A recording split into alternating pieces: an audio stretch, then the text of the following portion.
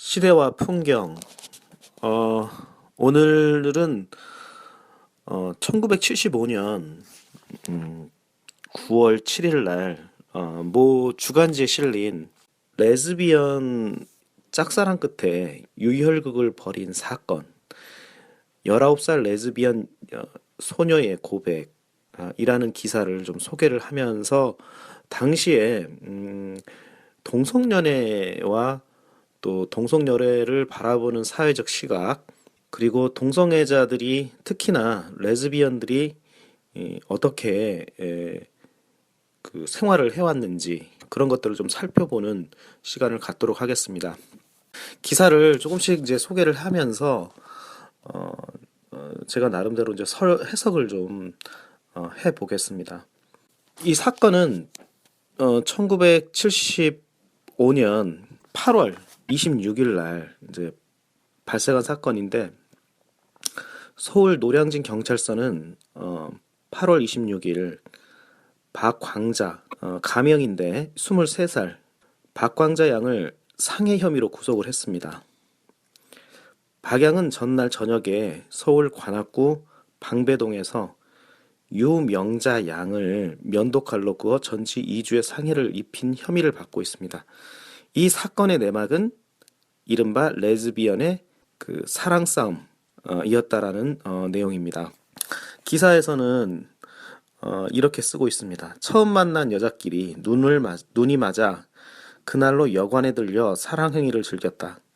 레즈비언인 이들이 바로 다음 날 상대를 면도칼로 긋는 유혈극을 벌였다. 다른 남자를 좋아한다라고 하니까 이 남자 역을 맡은 여자가 격분을 한 것이다. 보통 사람이 생각할 때 이해하기 힘든 동성 연애자들의 연애 세계. 이 연애 세계에서는 사랑도 미움도 극단적이라는데 그들의 생리는 어떤 것일까?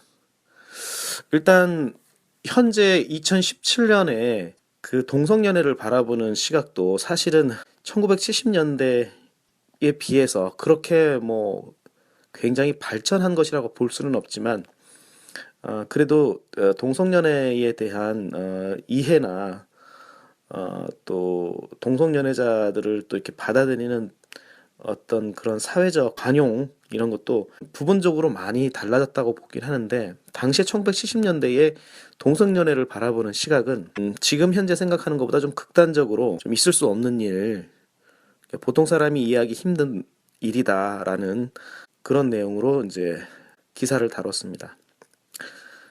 이제 사건의 내막을 좀 더 살펴보겠습니다. 3년 전에 가출을 해서 여기저기 또 돌아다닌다라고 하는 이 가해자 박양. 외모부터가 아가씨라고 부르면 본인이 화낼 만큼 완전한 남자 차림새를 하고 있다. 머리는 짧게 깎고 노브러의 셔츠에 반바지 차림. 눈을 치켜뜨는 표정이나 폼을 잡으며 톡톡 내던지는 말투가 영락없이 한가락하는 깡패 스타일이다. 지금도 우리가 이제 그 간혹 보는 남장 여자의 그 모습을 한 것이라고 보면 되겠습니다. 나중에 이제 그 기사 내용에서도 그런 얘기가 나오지만 자신을 남자라고 생각했다고 내용이 나옵니다. 그러면 일반적으로 성소수자 가운데 그 성전환자에 해당하지 않느냐 하는 생각이 드는데, 당시에 그 의료 기술로는 성전환을 하는 것들이 좀 쉽지 않았고, 또 그런 것을 생각하지 못했던 시절이기 때문에 동성연애자 가운데서도 성소수자, 성전환자에 해당되는 사람이 아닌가 생각이 됩니다.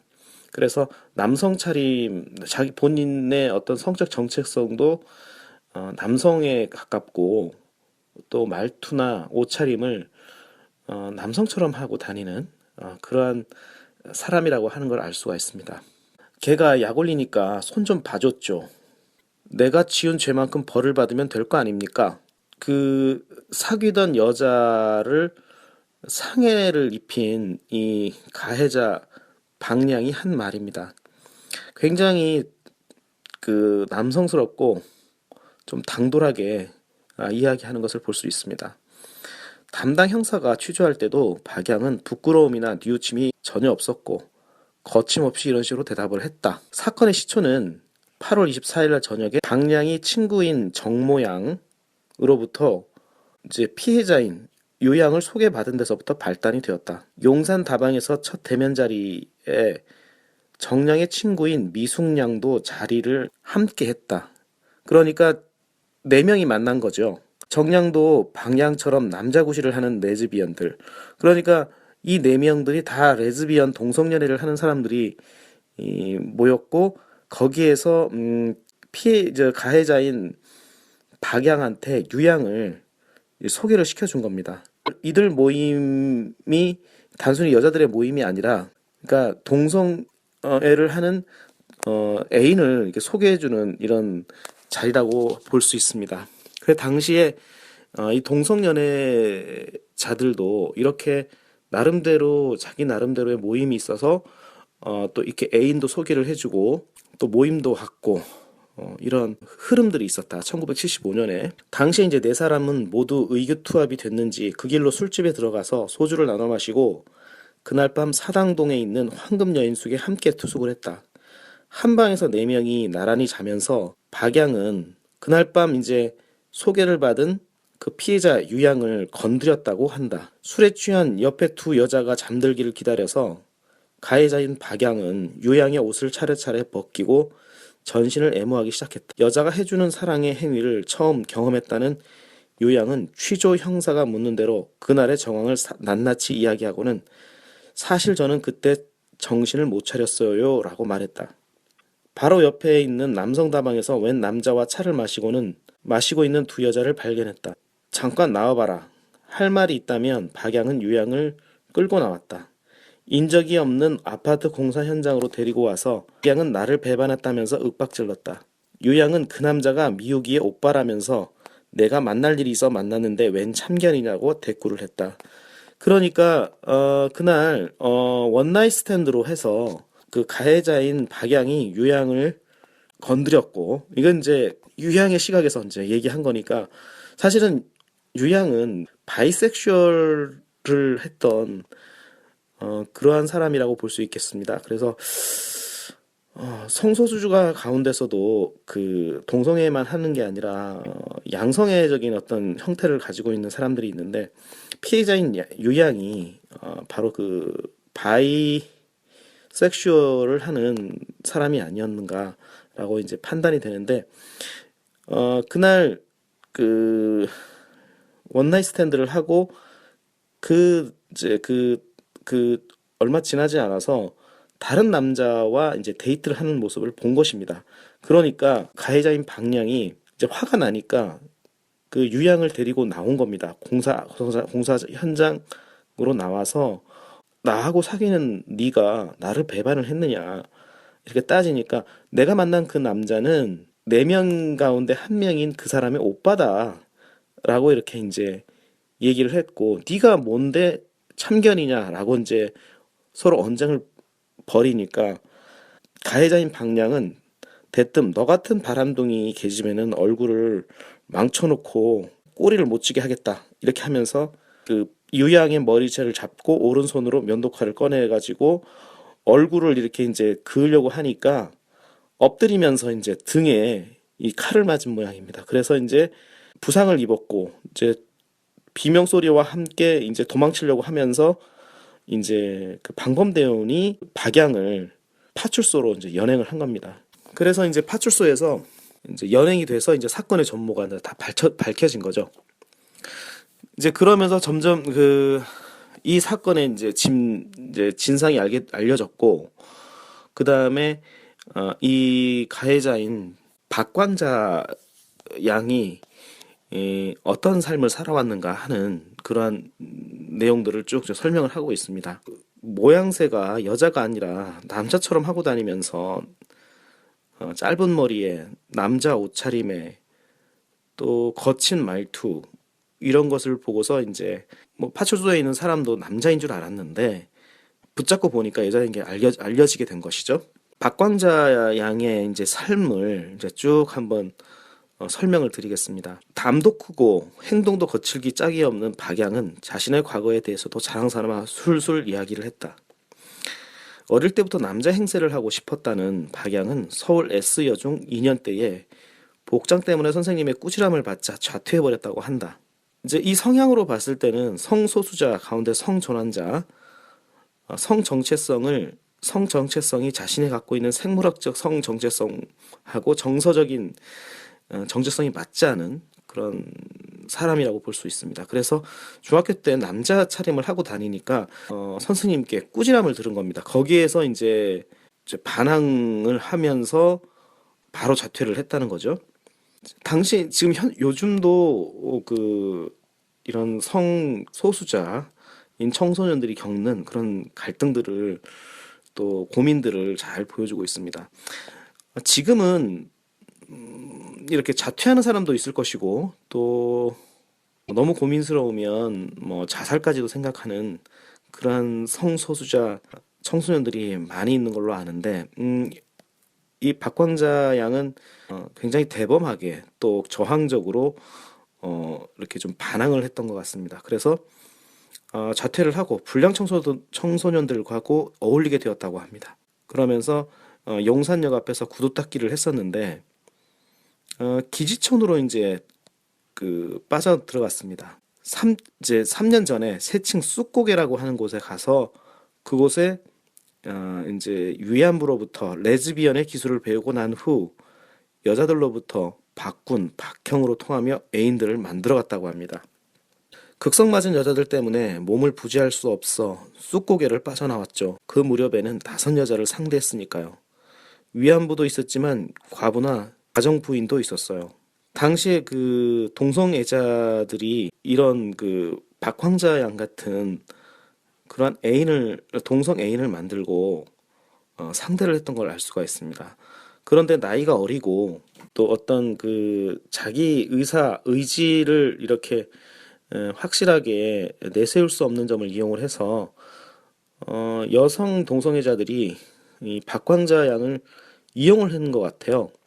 그래서 6명이나 이렇게 상대를 했다고 하니까 본인이 굉장히 힘들었을 거라 생각을 하는데 거기서 본인이 이용당하고 있는 자신의 어떤 모습, 형편 이런 것들을 이제 빠져나오기 위해서 도망 나온 겁니다. 이 가운데 박광자 양이 했던 말 가운데 물론 직업 여성도 있었지만은 과거나 정숙한 가정부인도 있었다라고 볼 수 있습니다. 있었다고 얘기를 했습니다. 즉 1970년대에 그 보수적인 사회 풍토에서 동성애자들이 보이지 않는 곳에서 나름대로 동성애를 즐겼다는 걸 알 수가 있죠.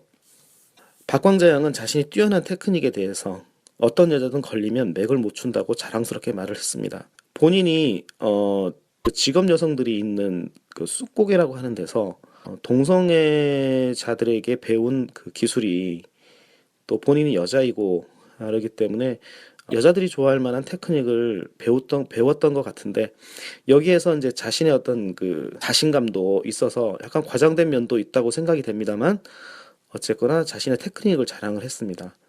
남자와 관계를 해본 적이 있느냐라고 하는 질문에 대해서 박양은 미쳤어요? 그렇게 징그러운 남자하고 그런 짓을 해요? 라고 반문을 했습니다. 이런 질문을 한다는 것 자체가 이제 동성애에 대한 어떤 무지를 드러낸 것이라고 볼 수가 있는데 마찬가지로 이제 이성애자들에게 동성애자들과 자본 적이 있냐라고 하는 질문을 하는 것과 또 이렇게 비슷한 질문이라고 볼 수가 있습니다. 물론 여러 가지 어떤 원인이나 종류는 굉장히 다양하기 때문에 이 말에 대해서 또 단적으로 말할 수는 없지만 당시의 사회적인 어떤 분위기, 동성애에 대한 그런 어떤 인식들을 잘 보여주는 내용이라고 할 수 있겠습니다.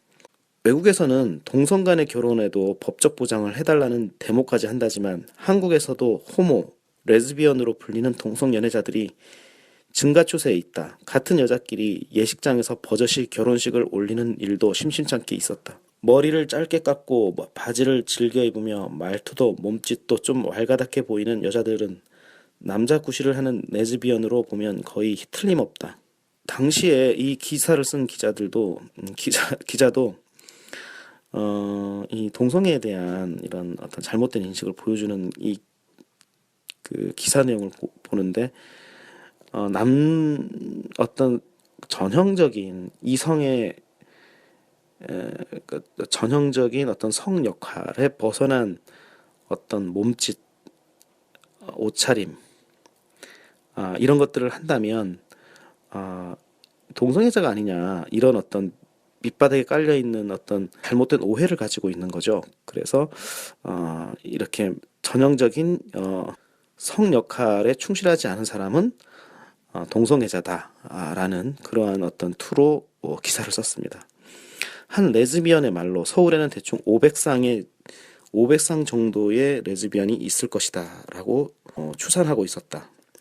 500쌍이면 1000명인데 뭐 한 500만 명이라도 되겠나요? 그래서 한 500만 명이라 한다면 어떤 조사에서 보니까 한 2, 3% 정도는 동성애자라고 볼 수 있는데 그렇게 치면 500쌍이면 1000명, 서울에 1000명밖에 없다라고 하는 이야기라는 건데 일단 당시에 어떤 여러 가지 그 보수적인 성 풍토에서 본다면 이것도 아마 굉장히 충격적인 기사 내용이 아닌가 싶습니다. 레즈비언들은 대체로 집단 생활을 한다. 왕십리의 서박사파, 이태원의 박집사파, 문화촌의 서사장파 등 그 대표적인 곳으로 리더를 중심으로 해서 20여 쌍이 모여 산다고 한다. 마치 그 레즈비언의 모임들을 조직폭력배의 이름처럼 이렇게 이제 이름을 지었다라는 게 좀 특이하고요.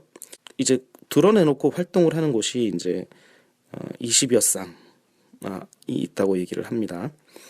레즈비언들이 집단적으로 사는데 또 이들이 단골로 드나드는 술집과 다방들도 있다. 술집에서는 남자보다 팁도 두둑하게 준다고 하고 때로는 접대부나 레지들이 유혹해서 연인을 삼기도 한다. 그러나 레즈비언들의 애정세계는 불안하다. 한 레즈비언들은 동성연애란 택시 운전사와 손님과의 관계로 비유한다. 남자 구실의 레즈비언은 일생을 여자만 상대하고 싶어 하지만 여자 구실은 곧잘 남자에게로 훌렁 떠나버린다는 것이다. 그래서 레즈비언들의 치정 사건은 남녀 간의 치정에 비해 훨씬 더 빈도가 높고 그 내용도 극단적인 경우가 많다. 자, 여기선 그 동성애자들의 어떤 그 연애 관계에 대해서는 뭐 저도 정확하게는 뭐라고 말할 수는 없지만 사회적인 어떤 인식의 문제 때문에 오히려 더 드러내놓고 관계를 유지하지 못하다 보니까 이런 일시적인 일회적인 그런 관계들로 이어지는 게 아닌가 하는 생각도 드는데 어쨌거나 당시에는 택시 기사와 손님과의 관계처럼 일시적으로 거쳐가는 어떤 하나의 그 관계들이다라고 했습니다. 그리고 특히나 남자 역이 있고 여자 역이 있다. 그런데 남자 역을 맡은 사람은 남자 역할만 하려고 하고 여자 역을 맡은 사람은 남자가 생긴다면 그냥 남자한테 떠나가 버린다. 이런 이야기를 하고 있습니다. 국립정신병원 의료부장 김철규 씨는 정상적인 사람은 성장하면서 이성을 찾게 되는데 동성연애로 빠지는 것은 원인이 어디에 있든 인격 구조의 잘못이라고 규정을 짓는다. 그 치료는 성도착 증세를 혼자 힘으로 치료하기에는 어렵고 정신과 의사의 지도를 받는 것이 좋다라고 말했다. 이미 그 동성애는 치료가 불가능하다는 게 정설이죠.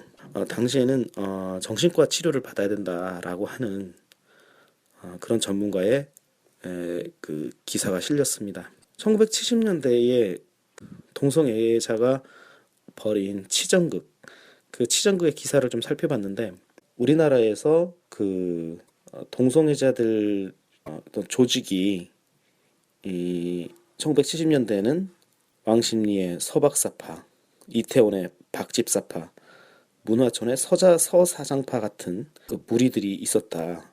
그래서 한 20여 쌍이 함께 모여 있다. 이런 이야기를 했고요. 그다음에 동성애에 대한 어떤 그 정확한 개념 정리, 어떤 관심, 사회적 인식이 미흡하다 보니까 남자 차림을 하고 거친 언행을 하면서 남자처럼 하고 다니면 동성애자가 아니냐, 이런 어떤 인식이 좀 있었고요.